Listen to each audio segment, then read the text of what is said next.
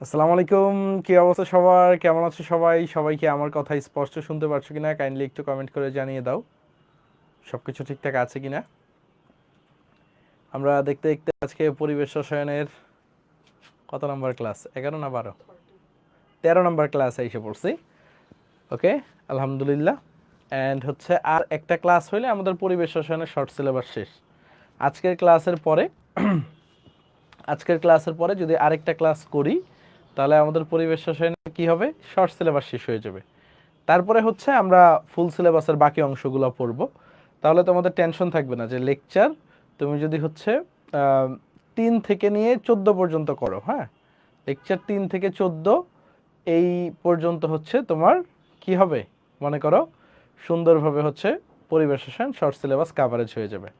তো আমি তোমাদের কথা দিয়েছিলাম, তোমাদের যেহেতু মার্চে অনেকের এক্সাম, সো তোমরা সুন্দরভাবে, ঠিক আছে, সুন্দরভাবে মার্চের এক্সামটা অ্যাটেন্ড করে আসতে পারবে। অর্থাৎ সোমবারের ক্লাসের পরে তোমরা পরিপূর্ণ ইনশাল্লাহ যা যা পড়িয়ে দিয়েছি এর মধ্যে থেকেই দেখবে এক্সামে কমন আসবে। ওকে, ঠিক আছে। সিকিউগুলো একটু দেখায় দিয়েন, কোনো সমস্যা নাই। আমি তো রেগুলার ক্লাসে সিকিউ দেখাই, তারপরে আলাদা করে প্রয়োজন হলে সিকিউ ক্লাস নিয়ে নিব। ঠিক আছে, আর কোনো কথা আছে তোমাদের? প্র্যাকটিস শিট পেয়ে যাবে ইনশাল্লাহ, সোমবার পেয়ে যাবে প্র্যাকটিস শিট। ভাই সাইকেল ওয়ানের মেগা এক্সামের খবর আর নেওয়া হয় নাই। সাইকেল ওয়ানে তো মেগা এক্সাম হয়েছে, আরও এক্সাম নিব, সমস্যা নাই, টেনশন নিও না। ওকে, সাইকেল ওয়ানে আমরা কিউএনএ সেশন শুরু করব, টেনশন করার কোনো কারণ নাই। আমরা তো এখন 3 জন আছি, সো একজন একজন করে কিউএনএ সেশন হবে। ওকে, রেডি সবাই? রেডি? সবাই রেডি কিনা? সবাই রেডি? ওকে, এখন আসো, এখন আসো, আমরা শুরু করতেছি। এই শুরুর জিনিসগুলো তোমাদের লেখার দরকার নেই আপাতত, তোমরা ক্লাস শেষে লিখবা। হ্যাঁ, আমরা কি করব, আদর্শ গ্যাসের কিছু বৈশিষ্ট্য পড়ব। কি করব একটু খেয়াল করো, আমরা হচ্ছে আদর্শ গ্যাসের বৈশিষ্ট্য। আমাদের গ্যাস কয় ধরনের? 2 ধরনের, একটা হচ্ছে আদর্শ গ্যাস আর একটা হচ্ছে আমাদের বাস্তব গ্যাস। দেখো, আদর্শ গ্যাসের অনুসময়ের মধ্যে কোনো আকর্ষণ বা বিকর্ষণ নাই। ভালোভাবে বুঝছো, আদর্শ গ্যাসের কি নাই? দেখো, কোনো আকর্ষণ বা বিকর্ষণ নাই। ঠিক আছে, আছে? নাই কিন্তু। আমরা গত দিনও পড়ছি আদর্শ গ্যাসের বৈশিষ্ট্যগুলো, জাস্ট একটু ফোকাস করো যে আদর্শ গ্যাসের অনুসময়ের ভিতরে কোনো আকর্ষণ বা বিকর্ষণ নাই। গতকালকের এক্সামে নাকি রেজাল্ট দেওয়া হয় নাই, একটু দেখো। তারপর দেখো, আদর্শ গ্যাসের অনুসময়ের আয়তন পাত্রের আয়তনের তুলনায় নগণ্য। মানে এদের যে আয়তন, নিজস্ব যে আয়তন, আদর্শ গ্যাসের যে নিজস্ব আয়তন, এটা কি, এই যে পাত্রের যে আয়তন আছে, পাত্রের আয়তনের তুলনায় কি নগণ্য। ঠিক আছে, অর্থাৎ পাত্রের আয়তনটাকেই মেন আয়তন ধরা হয়, গ্যাস সমূহের কোনো নিজস্ব আয়তন ধরা হয় না। একটু চিন্তা করো, ধরা হচ্ছে এই একটা তোমার পাত্র, এই পাত্রের আয়তন যদি 5 লিটার হয়, 5 লিটার হয়, গ্যাসের আয়তনও 5 লিটার ধরা হয়। অর্থাৎ নিজস্ব যে আয়তন আছে, এই নিজস্ব আয়তনগুলো নগণ্য ধরা হয়, মানে খুব ক্ষুদ্র ধরা হয়। তো এই কারণে গ্যাস অণুসমূহের ক্ষেত্রে পাত্রের আয়তনটাকেই নিজেদের আয়তন ধরা হয়। বুঝতে পারছেন স্যার? তারপর দেখো, আদর্শ গ্যাসের অণুসমূহের ভিতরে অভিকর্ষজ বলের কোনো প্রভাব নেই। কোন বলের? অভিকর্ষজ বলের কোনো প্রভাব নেই, এটা আমরা আগেও দেখছি। আদর্শ গ্যাসের অণুসমূহ সম্পূর্ণ স্থিতিস্থাপক। স্থিতিস্থাপক মানে কি তোমরা বুঝো এটা, ঠিক আছে? এদের ভরবেগ সংরক্ষিত থাকে, অর্থাৎ এরা মনে করো স্পঞ্জের মতো কাজ করে। তুমি যদি এদেরকে চাপ দাও, এরা ঠিক আগের অবস্থায় ফিরে যাবে। রাবার দেখছো না তোমরা? রাবার বা স্পঞ্জের বলগুলো দেখছো না? তুমি যদি চাপ দাও, চাপ দেওয়ার পরে সে কি হয়, আগের অবস্থায় ফিরে আসে। ঠিক আছে, ক্লিয়ার? তারপরে খেয়াল করো, আদর্শ গ্যাস সকল তাপমাত্রা ও চাপে, আদর্শ গ্যাসের সূত্র কি? পিভি ইকুয়াল টু এনআর2 সূত্র। এই সূত্রটা কি করে? মেনে চলে, সকল তাপমাত্রা ও চাপে, এই সূত্রের বাইরে যায় না। তারপর দেখো, স্থির তাপমাত্রায় আদর্শ গ্যাস সমূহের অভ্যন্তরীণ শক্তি, দেখো আদর্শ গ্যাসের ক্ষেত্রে অভ্যন্তরীণ শক্তি আয়তনের উপর নির্ভর করে না। ভালোভাবে বুঝো, এই লাইনটা ইম্পর্টেন্ট। এটা দ্বারা কি বোঝায় দেখো তো, del u divided by del v. ঠিক আছে, del u divided by del v, মানে স্থির তাপে যদি অভ্যন্তরীণ শক্তিটা, দেখো ডেল ইউ, এটা কি ডেল ইউ, মানে অভ্যন্তরীণ শক্তি আয়তনের উপর নির্ভর করে না। দ্যাট মিন্স কি, এটা 0। এটা এমসিকিউতে আসে, ইম্পর্টেন্ট এমসিকিউ। মানে কি, অভ্যন্তরীণ শক্তিটা, ভালোভাবে বুঝো, অভ্যন্তরীণ শক্তি স্থির তাপমাত্রা আয়তনের উপর নির্ভর করে না, অর্থাৎ আয়তনের উপর ডিপেন্ডেন্ট না। তারপর দেখো এটাই লেখা আছে del u divided by del v at constant temperature equal to 0। U হচ্ছে গ্যাসের অভ্যন্তরীণ শক্তি, ভি হচ্ছে গ্যাসের আয়তন। এই ছিল আদর্শ গ্যাসের বৈশিষ্ট্য। আদর্শ গ্যাসের বৈশিষ্ট্যগুলো আরেকবার রিপিট করি। কোনো আকর্ষণ বা বিকর্ষণ নাই, নিজেদের কোনো আয়তন নাই, পাত্রের আয়তনের তুলনায় আয়তন নগণ্য, অভিকর্ষজ বলের প্রভাব নাই, সম্পূর্ণ স্থিতিস্থাপক, পিভি ইকুয়াল টু এনআরটি সমীকরণ মেনে চলে, অভ্যন্তরীণ শক্তি আয়তনের উপর ডিপেন্ড করে না। এইগুলা তোমার ম্যাটের জন্য ইম্পর্টেন্ট, মেডিকেল অ্যাডমিশন টেস্ট এই বৈশিষ্ট্যগুলো ইম্পর্টেন্ট কিন্তু।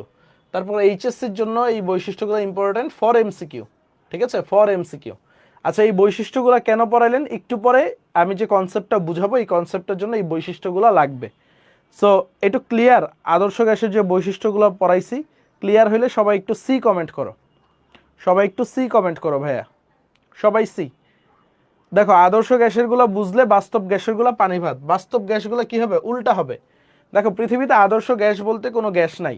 এখন আমরা বাস্তব গ্যাসের, দেখো বাস্তব গ্যাসের কি আছে, আন্তঃনবিক আকর্ষণ বল কি হয়েছে আছে, দেখো নিজেদের ভিতরে কি আছে আকর্ষণ আছে। আদর্শ গ্যাসের কোনো আকর্ষণ ছিল নাই। তারপর দেখো বাস্তব গ্যাসের আয়তন পাত্রের আয়তনের তুলনায় নগণ্য নয়। আয়তন কি পাত্রের আয়তনের তুলনায় আয়তনটা কি নগণ্য নয়, অর্থাৎ নিজস্ব আয়তন আছে বাস্তব গ্যাসের, ঠিক আছে। এটার পিছনে লজিক কি দিছে বিজ্ঞানী, দেখো বিজ্ঞানী ভ্যান্ডার ওয়ালস একটা সুন্দর লজিক দিছে, ভালোভাবে বুঝো। এই হচ্ছে ধরো এই গ্যাস অণুসমূহ, হ্যাঁ। তা এখন বলছে আদর্শ গ্যাসের বিজ্ঞানীরা বলছে এই যে এই গ্যাসটা পাত্রের যেখানেই ছুটতে পারে সেটাই তার আয়তন। এখন বলছে যেহেতু নিজস্ব আয়তন নাই তখন ভ্যান্ডার ওয়ালস বলছে এই সবগুলা গ্যাস অণুসমূহকে আমি কোনায় নিয়ে আসি, এক কোনায়, ঠিক আছে। মানে তার লজিকটা দেখো কত চমৎকার। এই সবগুলাই নিয়ে যাওয়ার পরে তারা একটা আয়তন দখল করছে কিনা, গ্যাস অণুসমূহ একটা আয়তন একটা পোর্শন দখল করছে কিনা বলো তো। এই অংশটা তারা দখল করছে না ভাইয়া, একটু চিন্তা করো। আগে কি ছিল, আগে হচ্ছে তারা পুরা পাত্র জুড়েই একটা গ্যাস অণু, আগে দেখা গেছে একটা গ্যাস অণু পুরা পাত্র জুড়েই দৌড়াইতে পারছে, ভালোভাবে বুঝো। এই যে গ্যাস অণুটা আছে সে পুরা পাত্র জুড়েই দৌড়াইতে পারছে, পুরা পাত্র জুড়েই সে দৌড়াইতে পারছে। এখন যে ঝামেলাটা হইছে দেখো এই গ্যাস অণু সময় একটা কর্নার দখল করে ফেলছে। এখন এই গ্যাস অণুটাকে পুরা পাত্র জুড়ে দৌড়াইতে পারতেছে, তো তার জন্য কি পুরা পাত্রের আয়তনটাই কি গ্যাসের আয়তন বলতে পারবা। এই যে গ্যাস অণুসময়ের আয়তনটা বাদ দিতে হবে না, যে গ্যাস অণুসমূহ নিজেরা যে জায়গা দখল করছে এটা তো বাদ দিতে হবে। তো এই কারণে গ্যাস অণুসমূহের বাস্তব গ্যাসের ক্ষেত্রে গ্যাস অণুসমূহের, ঠিক আছে, গ্যাস অণুসমূহের নিজস্ব কোনো মনে করো আদর্শ গ্যাসের ক্ষেত্রে তো আয়তন নাই ধরছে, বাট বাস্তব গ্যাসের ক্ষেত্রে কি আছে আয়তন আছে, বুঝে গেছে কথাটা। সো এই জিনিসটা একটু মাথায় রাখবা, বাস্তব গ্যাসের নিজস্ব আয়তন আছে। ডান, ডান, সবাই একটু বলো ডান কিনা, এটুকু বুঝছো। বাস্তব গ্যাসের নিজস্ব আয়তন আছে, বুঝে গেছে, আমি কি বুঝাইতে পারছি তোমাদেরকে। ওকে, তারপরে আসো সামনে যদি যাই, বাস্তব গ্যাসের অণুসমূহের উপর অভিকর্ষজ বলের প্রভাব আছে। আদর্শ গ্যাসে যেহেতু নাই এখানে তো থাকবেই। তারপর দেখো বাস্তব গ্যাসের অণুসমূহের সংঘর্ষ সম্পূর্ণ স্থিতিস্থাপক নয়, সংঘর্ষটা স্থিতিস্থাপক নয়, অর্থাৎ সংঘর্ষের ফলে শক্তির কি হয় হ্রাস ঘটে, ঠিক আছে, ভরবেগ সংরক্ষিত থাকে না, এদের সংঘর্ষের ফলে শক্তি হ্রাস ঘটে। এরা কি পিভি ইকুয়াল টু এনআরটি সমীকরণ মেনে চলে না, ভালোভাবে বুঝো। এরা এই সমীকরণটা পিভি ইকুয়াল টু এনআরটি যেটা আছে এইটা তারা মানে না, বাস্তব gas PV equal to nRT সমীকরণটা মানে না। স্থির তাপে বাস্তব গ্যাসের অভ্যন্তরীণ শক্তি উহার আয়তনের উপর নির্ভরশীল। দেখো ঠিক আদর্শ গ্যাসের উল্টা হবে, অভ্যন্তরীণ শক্তি কিসের উপর নির্ভরশীল, আয়তনের উপর নির্ভরশীল, এই জিনিসটা মাথায় থাকবে। তাহলে দেখো আমরা দেখছিলাম আদর্শ গ্যাসের আন্তঃনবিক আকর্ষণ বল নাই, বাট বাস্তব গ্যাসের আছে। তারপর দেখো বাস্তব গ্যাসের নিজস্ব আয়তন আছে, তাই না, নগণ্য নয়, এখানে কিন্তু সুন্দরভাবে বলে দিচ্ছে নগণ্য নয়। তারপর দেখো অভিকর্ষ বলের প্রভাব আছে।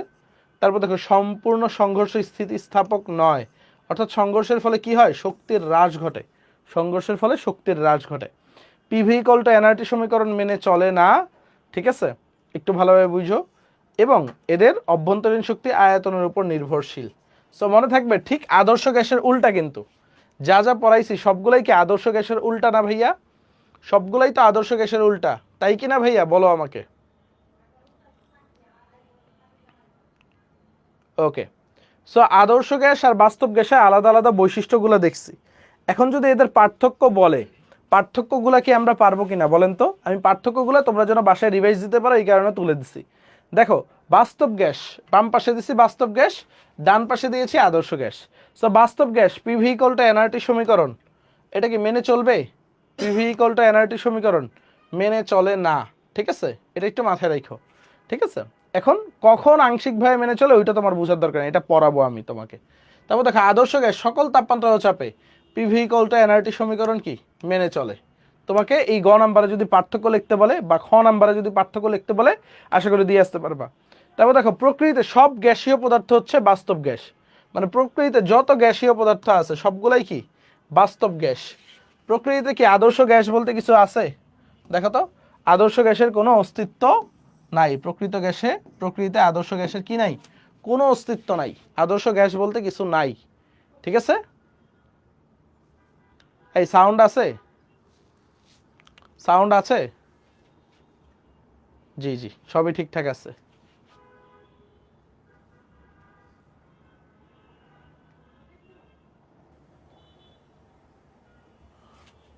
ওইটা কি লিখছে দেখি তো।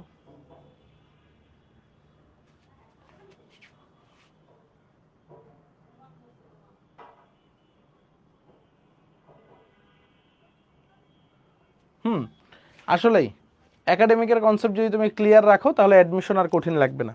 তারপর দেখো, বাস্তব গ্যাসের ক্ষেত্রে অণুগুলো আয়তন পাত্রের আয়তনের তুলনায় নগণ্য ধরা হয় না।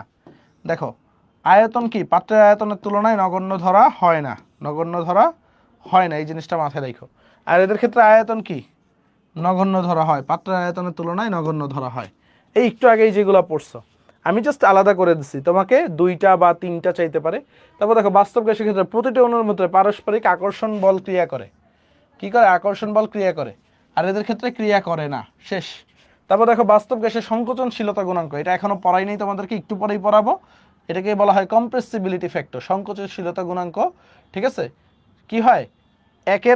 এক অপেক্ষা কম বা বেশি হয়, এটা জাস্ট একটু মনে রাখো, একটু পরেই বুঝে যাবা। আর আদর্শ গ্যাসের ক্ষেত্রে জেড এর ভ্যালু মানে কম্প্রেসিবিলিটি ফ্যাক্টর বা সংকোচনশীলতা গুণাঙ্ক, ঠিক আছে, অলওয়েজ কি হয়? 1 হয়। কি হয়? অলওয়েজ 1 হয়। তারপর দেখো, বাস্তব গ্যাসের উপর অভিকর্ষ বলের প্রভাব আছে। কার প্রভাব আছে? অভিকর্ষজ বলের প্রভাব আছে। আর আদর্শ গ্যাসের কি নাই? অভিকর্ষ বলের প্রভাব নাই। তারপর দেখো, বাস্তব গ্যাসের অন্য সময় সংঘর্ষ সম্পূর্ণ স্থিতিস্থাপক নয়। তাইলে কি হয়? সংঘর্ষে শক্তির হ্রাস হয়, আর এখানে সংঘর্ষ সম্পূর্ণ স্থিতিস্থাপক। সো পার্থক্যগুলো পারা যাবে। আই থিঙ্ক আমি যে কয়বার পড়াইছি এখনই অনেকের মুখস্থ হয়ে গেছে অনেকগুলো, তাই না? অনেকগুলো মুখস্থ হয়ে যাওয়ার কথা না? আমি যে কয়বার রিভাইজ দিলাম এখনই অনেকগুলো মুখস্থ হয়ে গেছে। এই কথাগুলোই আমি পুরো আজকের ক্লাসে রিপিট করাবো, এই কারণে আমি লিখে নিলাম। আর হাতে লিখে লিখে পড়াইলে এটা টাইম ওয়েস্ট হইতো। আমি বিলিভ করি তোমাদের সময়ের অনেক মূল্য আছে, সো এই কারণে এইটুকু স্লাইডে রাখছি। কারো কোনো সমস্যা নাই তো ভাইয়া? কারো কোনো সমস্যা আছে? বলো। ওকে, আসেন এখন আসেন আমরা হচ্ছে আসল জিনিসই ঢুকি, বেসিকে ঢুকি। এটা হচ্ছে আমরা এখন পড়বো কম্প্রেসিবিলিটি ফ্যাক্টর।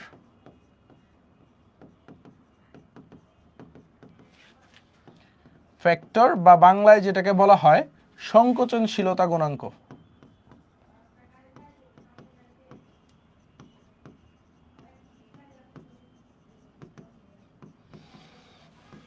বা এটাকে বলা হয় পেষণ গুণাঙ্ক বলা হয়। ব্যাপারটা কি? ব্যাপারটা শুরু করতেছি, দাঁড়াও। কম্প্রেসিবিলিটি ফ্যাক্টর বা সংকোচনশীলতা গুণাঙ্ক বা পেষণ গুণাঙ্ক, এটাকে জেড দ্বারা প্রকাশ করা হয়, ঠিক আছে? কি দ্বারা প্রকাশ করা হয় ভাইয়া? ঠিক আছে, জেড দ্বারা প্রকাশ করা হয়। এখন জেড মূলত কি তোমাদের যদি বলি, জেডটা মূলত কি? জেডটা হচ্ছে একদম সহজ ভাষায় বললে আদর্শ গ্যাস এবং বাস্তব গ্যাসের অনুপাত, অর্থাৎ ভি রিয়েল, রিয়েল মানে হচ্ছে বাস্তব গ্যাস, ডিভাইডেড বাই ভি আইডিয়াল, এদের অনুপাতটাকেই কি বলা হয়? জেড বলা হয়। অর্থাৎ তোমাকে যদি কেউ বলে কম্প্রেসিবিলিটি ফ্যাক্টর বা তোমার হচ্ছে পেষণ গুণাঙ্ক জিনিসটা কি বা সংকোচনশীলতা গুণাঙ্ক জিনিসটা কি, ঠিক আছে, এটা হচ্ছে বাস্তব গ্যাস এবং আদর্শ গ্যাসের অনুপাত। রিয়েল মানে কি? রিয়েল মানে হচ্ছে বাস্তব গ্যাস, রিয়েল মানে আমরা যদি বলি এটাকে কি বলবো আমরা, বলো তো? বাস্তব গ্যাস বলবো, ডান। আর আইডিয়াল মানে কি বলবো ভাইয়া? আইডিয়াল মানে আদর্শ গ্যাস।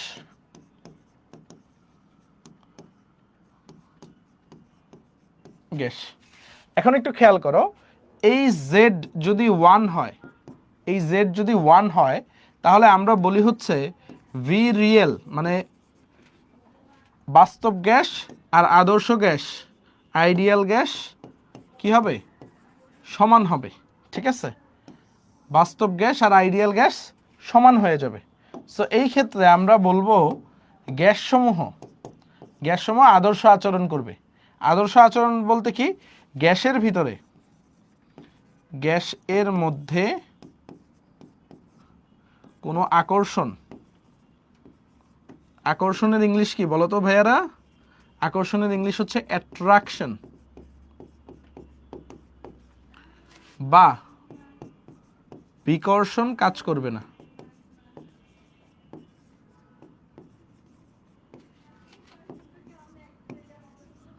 বিকর্ষণের ইংলিশ কি? রিপালশন। বুঝা গেছে? আচ্ছা, ধরো জেড 1 অপেক্ষা বড় হইল। জেড যদি 1 অপেক্ষা বড় হয় তার মানে এটা বাস্তব গ্যাস। জেড যদি 1 অপেক্ষা ছোট হয় তাও কি বাস্তব গ্যাস। দুইটার ক্ষেত্রেই কি বাস্তব গ্যাস। এই জিনিসটা একটু মাথায় রেখো। জেড যদি 1 অপেক্ষা বড় হয় বা জেড যদি 1 অপেক্ষা ছোট হয়, কেবলমাত্র একটা কন্ডিশনেই কি হয়? আদর্শ গ্যাস হয়। ঠিক আছে, বাকি সব ক্ষেত্রেই এটা কি রিয়েল গ্যাস বা বাস্তব গ্যাসের ন্যায় আচরণ করে। সো জেড যদি 1 অপেক্ষা বড় হয়, একটু বুঝো, এটাকে বলা হয় হচ্ছে গ্যাস সমূহের মধ্যে বিকর্ষণ কাজ করে। এই অঞ্চলে কি করে? বিকর্ষণ কাজ করে। গ্যাসের মধ্যে কি করে? বিকর্ষণ কাজ করে। আর জেড যখন 1 অপেক্ষা ছোট হয় তখন কি করে? আকর্ষণ কাজ করে। আকর্ষণ কাজ করে। এটুকু একটু মনে রাখো। তাইলে আমি তোমাকে হচ্ছে আদর্শ গ্যাসের যে বিচ্যুতি অংশটা আছে, অর্থাৎ ওমেগা কার্ভটা বুঝাইতে পারবো। তা আমি কি সংকোচনশীলতা গুণাঙ্ক জিনিসটা বুঝাইতে পারছি? অর্থাৎ বাস্তব গ্যাস এবং আদর্শ গ্যাসের যে অনুপাত, এটাকেই কি বলা হয়? সংকোচনশীলতা গুণাঙ্ক বা কম্প্রেসিবিলিটি ফ্যাক্টর। এখন জেড যদি 1 হয় তখন আমরা বলবো কি এটা হচ্ছে আদর্শ গ্যাস, মানে বাস্তব গ্যাস আর আদর্শ গ্যাস সমান হয়ে যাবে এটা যদি 1 হয়, অর্থাৎ গ্যাসের মধ্যে কোনো আকর্ষণ বা বিকর্ষণ কাজ করবে না।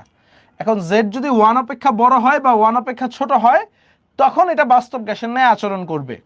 সো 1 অপেক্ষা যদি বড় হয় তাহলে গ্যাস সমূহের মধ্যে কি কাজ করবে? বিকর্ষণ কাজ করবে। আর জেড যখন 1 অপেক্ষা ছোট তখন গ্যাস সমূহের মধ্যে কি করবে? আকর্ষণ কাজ করবে। একটু মাথায় থাকবে। মাথায় থাকলে ইয়েস বলো। মাথায় থাকলে ইয়েস বলো।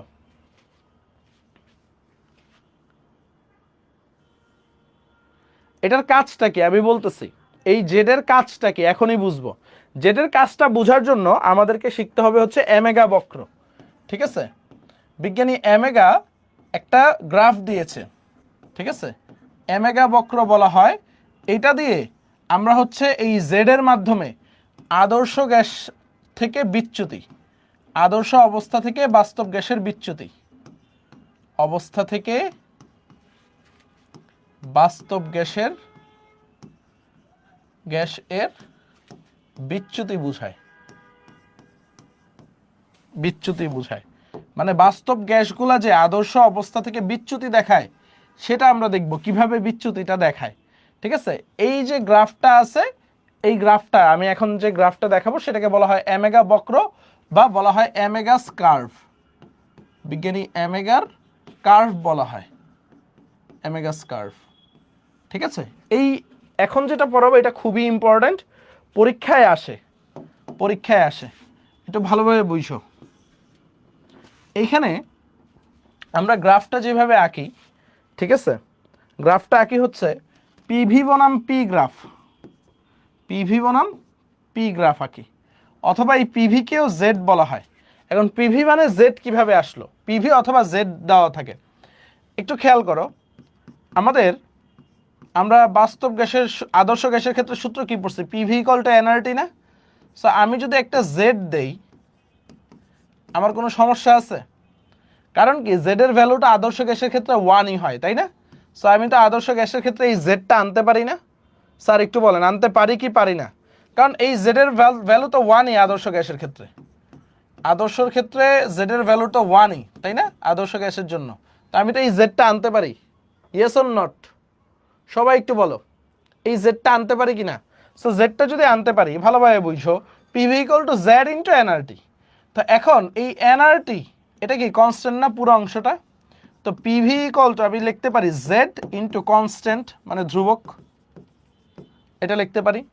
সো দেন দেখো আমি কি লিখতে পারি, পিভি সমানুপাতিক জেড, মানে এই কনস্ট্যান্ট আর সমান সমানের পরিবর্তে আমরা ছোটবেলায় পড়ছিলাম না, কনস্ট্যান্ট আর সমান সমান এই দুটার পরিবর্তে আমরা কি লিখতে পারি, সমানুপাতিক চিহ্নটা দিতে পারি। তাহলে দেখো আমরা কি পাইলাম, পিভি সমানুপাতিক জেড। তার মানে কি এই পিভি এর পরিবর্তে আমি কি এই জেডও লিখতে পারবো, এই কারণে লিখছি ভাই কি পিভি অথবা জেড লিখছি। ডান, ক্লিয়ার? সো এখানে তোমাকে পরীক্ষার হলে পিভি বনাম পি গ্রাফও দিতে পারে, জেড বনাম পি গ্রাফও দিতে পারে। ওকে, এখন দেখো এই গ্রাফটায় ভালোভাবে বুঝো, এই যে আমি একটা প্যারালাল লাইন টানলাম, ঠিক আছে, মানে এটা দিয়ে কি বোঝাচ্ছে, Z equal to 1। Z equal to 1 হইলে কি হয়, এক্স অক্ষের সমান্তরাল না? একটু খেয়াল করো, মানে তোমার পিভিটা কনস্ট্যান্ট, জেড ইকুয়াল টু 1 মানে কি, দেখো এখানে জেড এর ভ্যালু যদি আমি 1 দেই, জেড এর ভ্যালু যদি 1 বসাই, তাহলে পিভিটা কি ধ্রুবক হয়ে যাবে না? তো পিভি ধ্রুবক হইলে আমরা শুরুর দিকে পড়ছিলাম না, মনে আছে? মনে আছে আমরা যে শুরুর দিকে পড়েছিলাম, ঠিক আছে, ভালোভাবে বুঝো, আমরা যে শুরুর দিকে পড়েছিলাম, ভালোভাবে বুঝো।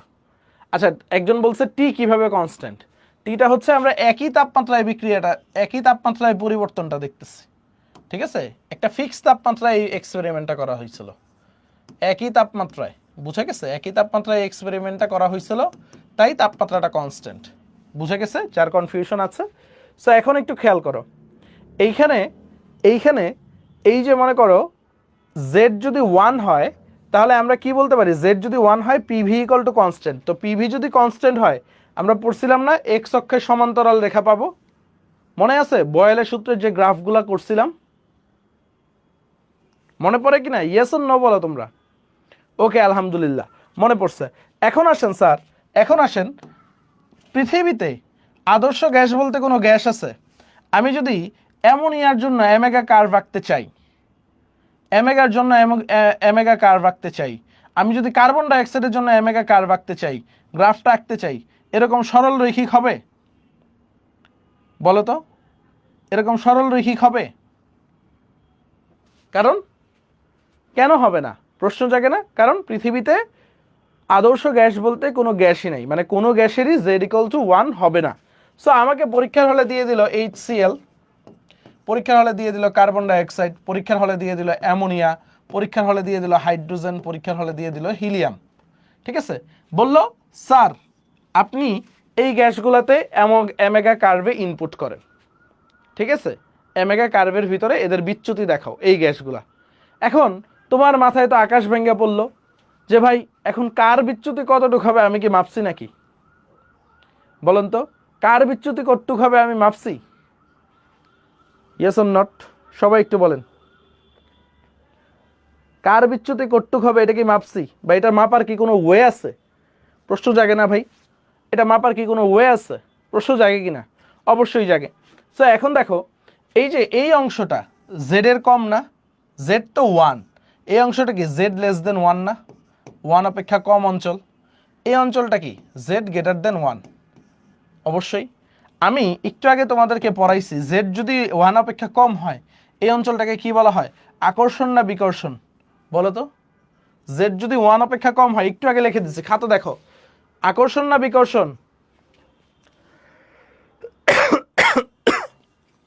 এই জোনটা কি অ্যাট্রাকশন জোন না? আর এই অংশটা কি রিপালশন জোন? তো আমাদের এখন টেস্ট করতে হবে, যে কি টেস্ট করতে হবে ভাই? টেস্ট করতে হবে হচ্ছে এই পাঁচটার ভিতরে কার আকর্ষণ বেশি, কার বিকর্ষণ বেশি হয়। Yes or not? এই পাঁচটা গ্যাসের ভিতরে কার আকর্ষণ বেশি, কার বিকর্ষণ বেশি, এই জিনিসটা আমাদের মাথায় রাখতে হবে বা এই জিনিসটা চেক করতে হবে। সো আমি একটা নতুন পেজে যাই, ঠিক আছে, নতুন পেজে যাচ্ছি, ধরো হচ্ছে আমার গ্যাসগুলো কি নিছি, HCl, ammonia, carbon dioxide, hydrogen, helium, okay, এই পাঁচটা গ্যাস নিলাম। এই 5টা উদাহরণ দিয়ে দুনিয়ার সবকিছু সলভ হয়ে যাবে, মানে যে গ্যাসই দেখ না কেন। এই 5টা আমি এমন এমন উদাহরণ আনছি তোমাদের জন্য যে সকল কনফিউশন, ওমেগা কার্ভ রিলেটেড যত কনফিউশন আছে সব কি কভার হবে। তো তোমাকে কয়টা কেস মাথায় রাখতে হবে? তোমাকে মাথায় রাখতে হবে 3টা কেস। তোমাকে কয়টা কেস মাথায় রাখতে হবে? 3টা কেস মাথায় রাখতে হবে। ঠিক আছে, কয়টা কেস? 3টা কেস। ওকে, রেডি কেসগুলো বোঝার জন্য? কেসগুলো বোঝার জন্য রেডি সবাই? ওকে, সো আমরা আসি কেস 1। কেস 1 ভালোভাবে বুঝো। তোমাকে ফার্স্ট অফ অল চেক করতে হবে এটা কি পোলার অর নন পোলার। সো আমি তোমাদেরকে সাইকেল 1-এ মনে আছে পোলার নন পোলার খুব সুন্দরভাবে পড়াইছিলাম। তোমাদেরকে সাইকেল 1-এ পোলার নাকি নন পোলার খুব সুন্দরভাবে পড়াইছিলাম। Yes or not?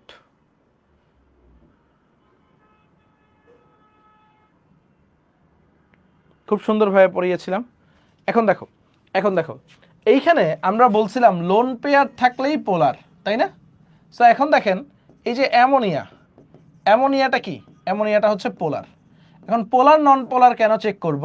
কারণ পোলার নন পোলারের ভিতরে তোমাকে দেখতে হবে কার ভিতরে হাইড্রোজেন বন্ড আছে। পোলার কি হাইড্রোজেন বন্ড ফর্ম করে না? Yes or not? পোলারগুলো কি হাইড্রোজেন বন্ড ফর্ম করে কিনা?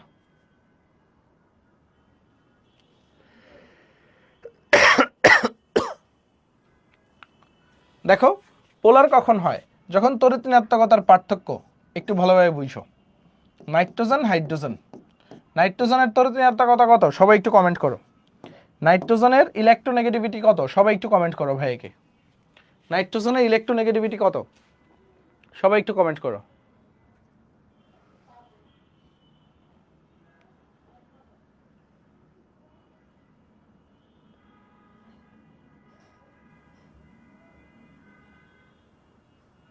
নাইট্রোজেন হচ্ছে 3.0, মনে আছে আমি পড়াইছিলাম। এই দেখো lithium, beryllium, boron, carbon, nitrogen, oxygen, fluorine. Lithium 1, এখানে 0.5 করে বাড়াও, 1.5, 2, 2.5, 3, 3.5, 4। বুঝে গেছে? অ্যান্ড হাইড্রোজেন মনে রাখতে বলছিলাম 2.1, সোডিয়াম কত? 0.9, সব পড়াইছিলাম, হ্যাঁ, ভুলে গেলে হবে না। সো হাইড্রোজেন কত? 2.1। সো এখন দেখো, ঠিক আছে, এখন দেখো আমরা কি দেখছিলাম? তড়িৎ ঋণাত্মকতার পার্থক্য কত? 0.9, ঠিক আছে। তো 0.9 হলে আমরা বলছিলাম এটা সুন্দরভাবে, ঠিক আছে, সুন্দরভাবে কি হবে? পোলার হবে, ঠিক আছে, সুন্দরভাবে কি হবে? পোলার হবে। Yes or not? So ammonia polar, polar হওয়াতে অ্যামোনিয়া আবার কি করে? হাইড্রোজেন বন্ড ফর্ম করে। শুধু পোলার হইলেই হবে না, দেখতে হবে হাইড্রোজেন বন্ড ফর্ম করে কিনা। হাইড্রোজেন বন্ড ফর্ম করে। আমি বলছিলাম হাইড্রোজেনের সাথে কারা থাকলে হাইড্রোজেন বন্ড ফর্ম করে? 3জন, বিশেষ 3জন থাকলে হাইড্রোজেন বন্ড ফর্ম করে। কাদের কথা বলছিলাম মনে আছে তোমাদের? এগুলো কিন্তু পরীক্ষায় আসে, কয়দিন পরে দেখবা ঢাকা বিশ্ববিদ্যালয়ের পরীক্ষা, আজকে বুয়েট পরীক্ষা, প্রশ্ন ঘাটলে দেখবে এই প্রশ্নগুলো কিন্তু আসছে। হাইড্রোজেনের ক্ষেত্রে কারা থাকলে, হাইড্রোজেনের সাথে কেবলমাত্র 3জন থাকলে তারা হাইড্রোজেন বন্ধন গঠন করে। বলছিলাম ফন, তাই না? Fluorine, oxygen, nitrogen. হাইড্রোজেনের সাথে কেবল এই 3জন থাকলে তারা হাইড্রোজেন বন্ড ফর্ম করে, বাকিরা কিন্তু হাইড্রোজেন বন্ড ফর্ম করে না। মনে পড়ে কি না? দেখো এইগুলারে বলে বেসিক, তোমরা তো বেসিক বেসিক বলে লাফাও, এই যে এইভাবে ধাপে ধাপে, বাট বেসিকই তোমরা ভুলে যাও। সো বেসিক ভুললে হবে না। সো কেস 1 সহজ কথায় বললে কেউ যদি হাইড্রোজেন বন্ড ফর্ম করে, ওকে, কেস 1টা সহজ ভাষায় বললে কেউ যদি হাইড্রোজেন বন্ড ফর্ম করে। এখন হাইড্রোজেন বন্ড ফর্ম করলে কি হয় তোমাদেরকে পড়াইছিলাম, আন্তঃআণবিক দূরত্ব কি বেড়ে যায় না আন্তঃআণবিক দূরত্ব কমে যায়? অণুগুলা কি দূরে দূরে থাকে না কাছাকাছি আসে? স্যার বলেন তো, হাইড্রোজেন বন্ড যখন ফর্ম করে অণুগুলা দূরে দূরে থাকে না কাছাকাছি আসে?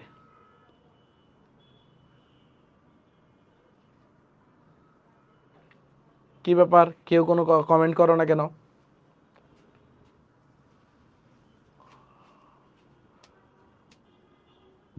হাইড্রোজেন বন্ড দেখো, হাইড্রোজেন ফ্লোরাইড যখন হাইড্রোজেন বন্ড ফর্ম করে, হাইড্রোজেন বন্ড মানে কি? ফ্লোরিন আর অক্সিজেনের ভিতরে একটা আকর্ষণ বল কাজ করে। তো এই একটা হাইড্রোজেন ফ্লোরাইড অণু, এই আর একটা হাইড্রোজেন ফ্লোরাইড অণু একটা আকর্ষণ বলে যুক্ত থাকে, তখন অণুগুলা কি হয়? কাছাকাছি থাকে। ধরো আমার হাত একজন ধরে আছে, ঠিক আছে, আমি তার দিকে তাকিয়ে আছি, আমার হাত ধরে আছে, তার ফলে আমরা কি হয়েছে? কাছাকাছি আসছি। এখন সে যদি আমার হাত না ধরে থাকে, সে ওইখানে আমি এইখানে, তো কখনো কি ওই কাছাকাছিটা আসতে পারবো? কখনোই কিন্তু কাছাকাছি আসতে পারবো না। ধরো আমি একটা অণু, আমার পাশে আরেকটা অণু, সো দুইটা অণু যখন হাইড্রোজেন বন্ডের মাধ্যমে একটা আকর্ষণ বলে যুক্ত থাকবো, তখন আমরা কাছাকাছি থাকবো। ঠিক আছে? এই যে দেখবা, এই যে উদাহরণটা দিচ্ছি না, আমাদের যে ব্যাচেলাররা আছে, অপূর্ব দাদা, কাজী রাকিবুল, ঠিক আছে, তারপরে হচ্ছে হিমেল বড়ুয়া, কষ্টে তাদের বুকটা ফেটে যাবে। ঠিক আছে? ইমন, ওকে, সমস্যা নাই, কষ্ট পাইতেই হবে। কেমিস্ট্রি মানেই কি? একটু রোমান্টিকতা। কেমিস্ট্রি মানে একটু রসায়ন। ও, মাস্টার ভাইও আছে। ওকে, আমি তো ভুলেই গিয়েছিলাম। আসলে মুরব্বী মানুষগুলাই বিয়ে করে নেই, খেয়াল করছো? আসেন, আর 13 ব্যাচ, 13 ব্যাচের ভাইয়েরা কেন জানি বিয়ে করে না, বুঝলাম না। এই যে অপূর্ব দাদা 13 ব্যাচ, ঠিক আছে, মাসুর ভাই 13 ব্যাচ, বিয়ে করে নাই, আবার একই কলেজের। ঠিক আছে? মানে আমি কিছু কানেকশন খুঁজি, দুইজন আবার ফিজিক্সেরই টিচার, একই কলেজ দুইজনের। ওকে, কিছু কুছ তো ডাল মে কালা হ্যাঁ। আসেন সামনে যাই আমরা। সো যখন হাইড্রোজেন বন্ডের মাধ্যমে এরা যুক্ত থাকবে, তখন কি হয়? এরা কাছাকাছি থাকবে, এরা কাছাকাছি থাকবে। বুঝতে পারছো? সো এখন আসো, এখন আসো, এখন আসো, এখন আসো। সো এদের ভিতরে তাহলে তুমি বলো, আকর্ষণ বলটা যাদের ভিতরে হাইড্রোজেন বন্ড আছে, তাদের ভিতরে আকর্ষণ ফ্যাক্টরটা বেশি কাজ করবে না বিকর্ষণ ফ্যাক্টরটা? তোমরা একটু বলো।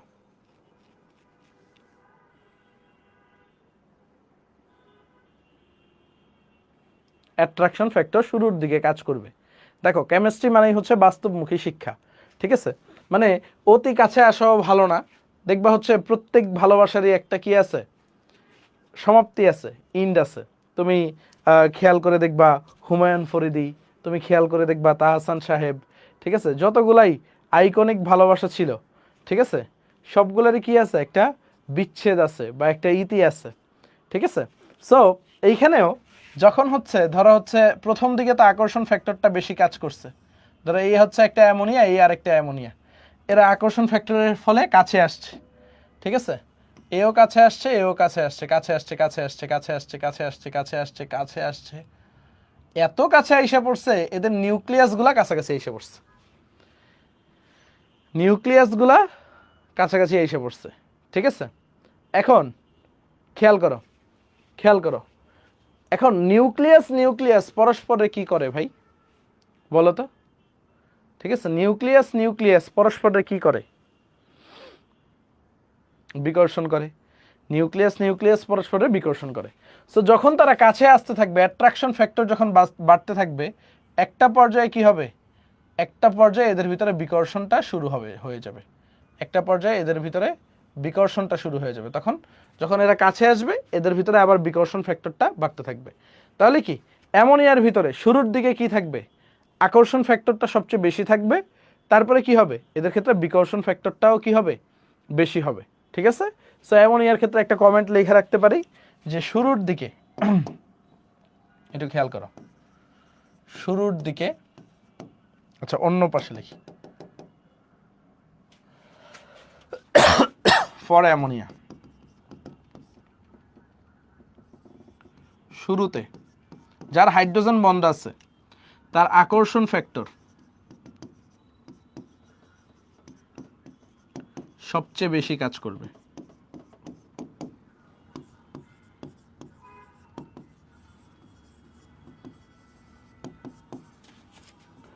পরবর্তীতে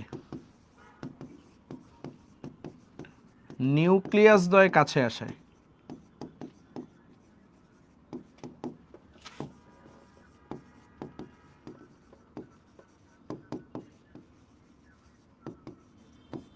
বিকর্ষণ ফ্যাক্টর কাজ করবে।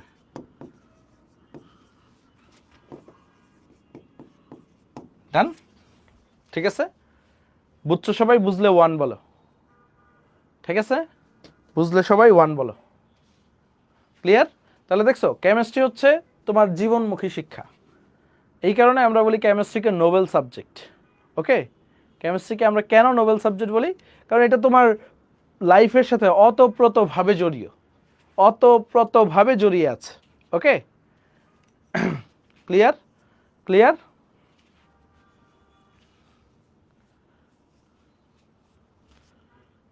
ডান? ডান? তাই K=1 বলবা, ঠিক আছে। অ্যামোনিয়ার ক্ষেত্রে হাইড্রোজেন বন্ধন কাজ করে, তাই এদের আকর্ষণ ফ্যাক্টর সবচেয়ে বেশি কাজ করে, এবং আকর্ষণ কাজ করা মানে কি বিচ্যুতি হওয়া, তাই না?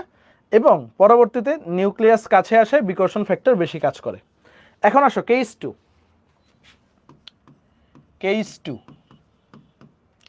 K2 ক্ষেত্রে যার আকার যত বড়, আকার অথবা আমরা যদি বলি আণবিক ভর, আকারের সাথে তো আণবিক ভরেরও সম্পর্ক আছে, হ্যাঁ, যত বেশি তার কি হয়, ভ্যান ডার ওয়ালস আকর্ষণ বল পড়াইছিলাম তোমাদেরকে, মনে আছে? ভ্যান ডার ওয়ালস সাইকেল 1-এ পড়াইছিলাম, আকর্ষণ বল তত বেশি।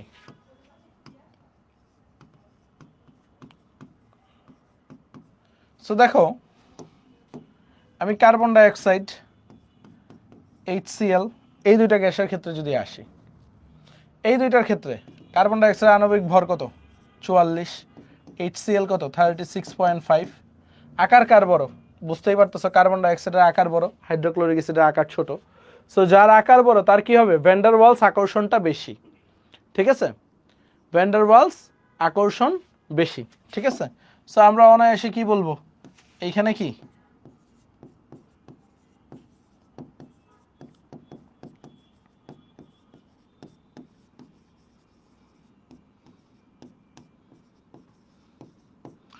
আকর্ষণ বেশি, ঠিক আছে?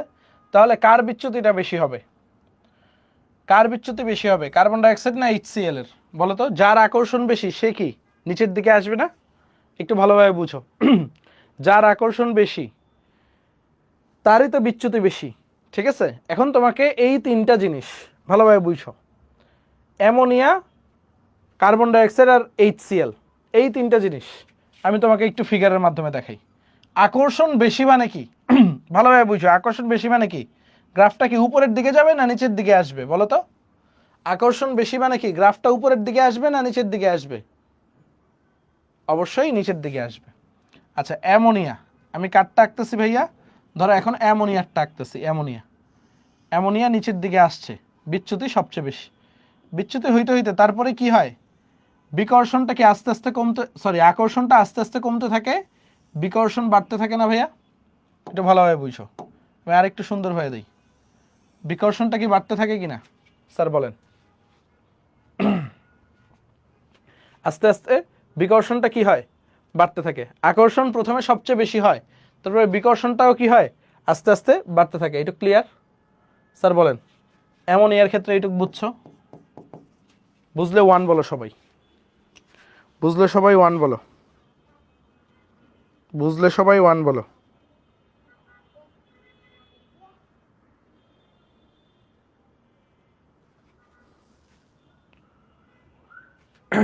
তারপর দেখো, তারপর দেখো কার্বন ডাই অক্সাইডের, একটু খেয়াল করো, কার্বন ডাই অক্সাইডের ভালোভাবে বুঝো, কার্বন ডাই অক্সাইডের আকর্ষণ তো অ্যামোনিয়া থেকে কম, তাই না? আকর্ষণটা কি অ্যামোনিয়া থেকে কম কিনা বলেন স্যার? তো এই হচ্ছে কার্বন ডাই অক্সাইড, একটু ভালোভাবে বুঝুন। সো শুরুর দিকে আকর্ষণ বাড়তে থাকে, তারপরে আস্তে আস্তে বিকর্ষণ হতে থাকে। এটার বিচ্যুতিটা কি অ্যামোনিয়া থেকে কম, তাহলে সবচেয়ে বেশি বিচ্যুতি কার হয়েছে বলেন তো স্যার? সবচেয়ে বেশি বিচ্যুতি কার হয়েছে, এখানে তাকান, সবচেয়ে বেশি বিচ্যুতি কার হয়েছে, কার্বন ডাই অক্সাইডের না অ্যামোনিয়ার? বলেন তো, সবচেয়ে বেশি বিচ্যুতি কার হয়েছে, কার্বন ডাই অক্সাইডের না অ্যামোনিয়ার? অ্যামোনিয়ার বিচ্যুতি সবচেয়ে বেশি হয়েছে, কার্বন ডাই অক্সাইড না ভাই। দেখো এই যে নিচেরটা দেখবা, নিচেরটা, নিচের দিকে কে সবচেয়ে বেশি নামছে? ওকে, বিচ্যুতি কার বেশি হয়েছে ভাইয়া? অ্যামোনিয়ার। বিচ্যুতি মানে কি, যার আকর্ষণ বেশি তার বিচ্যুতি বেশি, বুঝতে পারছো? দেখো অ্যামোনিয়ার কি হয়েছে, আকর্ষণটা বেশি না, তাহলে আদর্শ অবস্থা থেকে তার বিচ্যুতিটা বেশি হয়েছে। দেখো মানে কি, দরকার ছিল কি সোজা লাইনে যাওয়া, ওরা কি গেছে, বেকা লাইনে গেছে, নিচের দিকে গেছে। তাহলে এখন বলো, কার্বন ডাই অক্সাইড অল্প একটু বাড়ছে, অ্যামোনিয়া কি আর একটু বেশি বাড়ছে না? বিচ্যুতি কার বেশি এখন বলো? এখন বুঝছো? এখন বুঝছো? বলেন স্যার।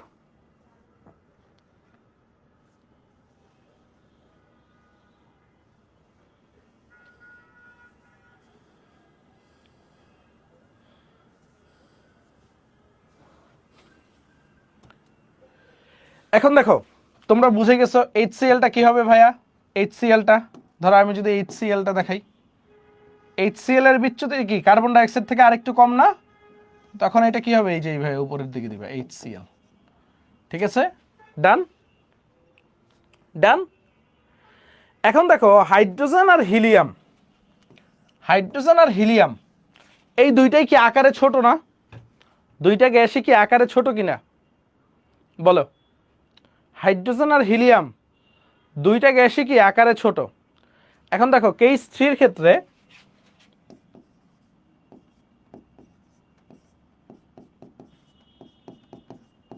দুইজনই আকারে ছোট।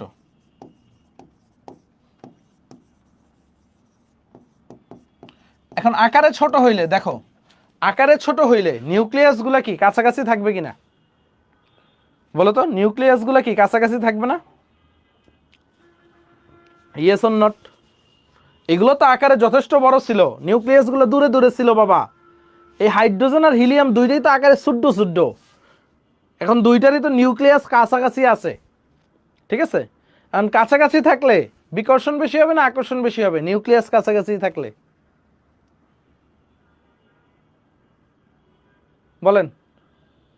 দুইটারই বিকর্ষণ বেশি হবে, কারণ কি নিউক্লিয়াসগুলো কাছাকাছি ছোট ছোট আছে, বুঝতে পারছো? সো তখন দুইটারই কি হবে, বিকর্ষণটা বেশি হবে। সো তাই বিকর্ষণ ফ্যাক্টর বেশি কাজ করবে। এখন কার বিকর্ষণ বেশি কার বিকর্ষণ কম?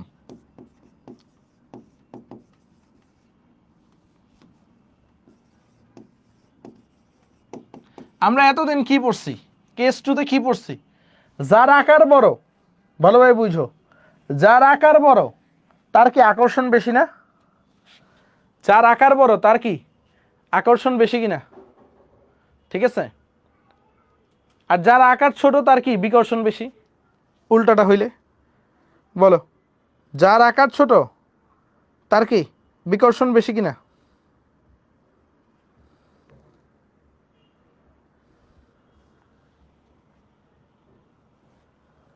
আণবিক ভর দিয়েও করতে পারো, কোনো সমস্যা নাই, আমি তোমারে বুঝাচ্ছি। আণবিক ভর একই জিনিস, আকার বড় ছোট আণবিক ভর একই জিনিস, বুঝাচ্ছি, প্যারা নেই।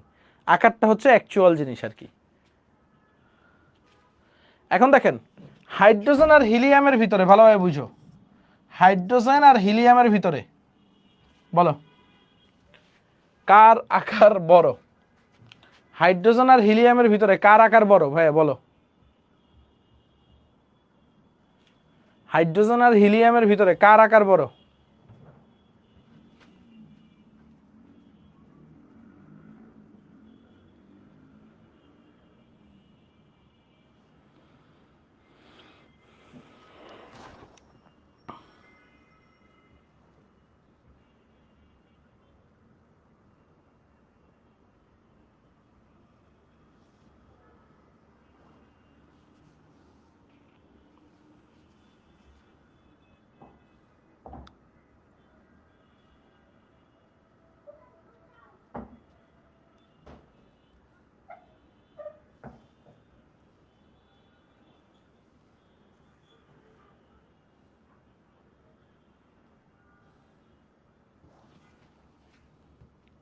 হ্যাঁ রিক্যাপ দিব, টেনশন করো না। হাইড্রোজেনের আকার বড়, ভালোভাবে বুঝো, হাইড্রোজেনের আকার বড়, ঠিক আছে? আবার দেখো হাইড্রোজেনের আকার বড়, ভালো কথা।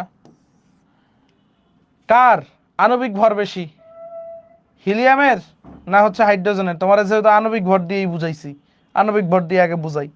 হিলিয়ামের আণবিক ভর বেশি। আণবিক ভর বেশি হইলে, ভালোভাবে বুঝো, আণবিক ভর বেশি হইলে কি হবে বলো তো? আকর্ষণ বেশি না আকর্ষণ কম? আমি কি বলাইলাম, আণবিক ভর যার বেশি তার সে কি আকর্ষণের দিকে ঝুঁকবে না?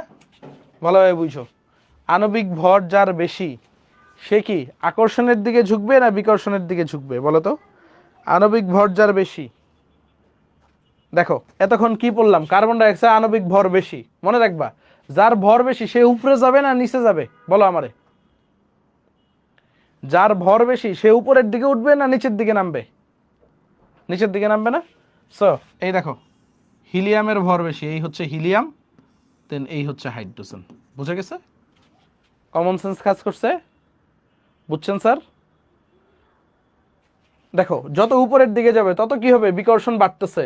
যত উপরের দিকে যাচ্ছে বিকর্ষণ কি বাড়তেছে না কমতেছে? বুঝতে পারছো? সো যার আণবিক ভর বেশি, ঠিক আছে, যার আণবিক ভর বেশি তার কি বলছি আমি, আকর্ষণ বেশি। এতক্ষণ সুন্দরভাবে অ্যাট্রাকশন জোনের দিকে যাবে। দুইটাই বিকর্ষণ হচ্ছে, বাট যার আণবিক ভরটা একটু বেশি সে কি অ্যাট্রাকশন জোনের দিকে যাচ্ছে, যার আণবিক ভর কম সে রিপালশন জোনের দিকেই আছে। বুঝতে পারছো?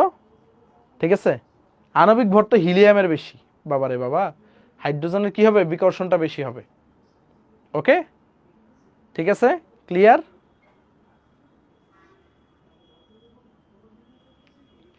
দেখো এইখানে একটু ভালোভাবে বুঝছো, ঠিক আছে।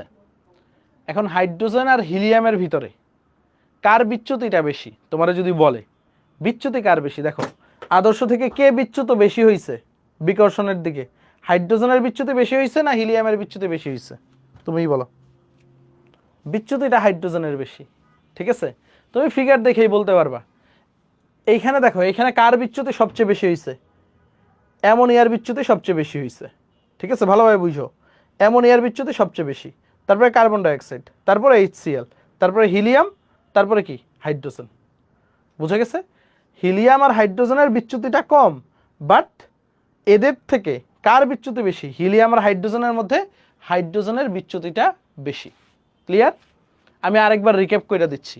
দেখো এই পাঁচটা গ্যাস দিয়ে যে কোনো কিছু তোমার যদি প্রশ্ন করে, ভালোভাবে বুঝো, কার বিচ্যুতি সবচেয়ে বেশি, তুমি কি বলবা? দেখো জেড সমান সমান 1, Z1 হইলে এটা তো আদর্শ গ্যাস, বুঝেন তো স্যার, Z1 হইলে আদর্শ গ্যাস। নিচে Z<1, এটা কি বলেন তো? Z 1 মানে কি, অ্যাট্রাকশন। আর এইখানে কি Z 1 মানে কি, রিপালশন মানে বিকর্ষণ। রিপালশন মানে কি, বিকর্ষণ। একটু ভালোভাবে বুঝো। অ্যামোনিয়া বিচ্যুতি সবচেয়ে বেশি দিলাম, কারণ কি বলেন তো, কারণটা কি? হাইড্রোজেন বন্ডের উপরে কেউ আছে? সবার বড় ভাই আমার, ঠিক আছে। তারপরে আমি কি দিয়ে দেখবো, কেস 2, যার আণবিক ভর বেশি তার বিচ্যুতি বেশি, যেমন কার্বন ডাইঅক্সাইড আণবিক ভর বেশি। তারপরে HCl, এখানে যদি তোমার এখন অক্সিজেন দেয় পারবা না আঁকতে, ধরো অক্সিজেন কত, 32, কম না? এখন তোমারে যদি ধরো দিয়ে দিল কার্বন মনোক্সাইড, কত আসবে বলো তো? কার্বন 12 আর অক্সিজেন 16, কার্বন মনোক্সাইড দিলে তখন তোমার গ্রাফটা কেমন হবে? অক্সিজেনের নিচে যাবে না অক্সিজেনের উপরে থাকবে এই বিচ্যুতিটা? দেখো অক্সিজেন 32 না, এই কার্বন মনোক্সাইড। বুঝে গেছে?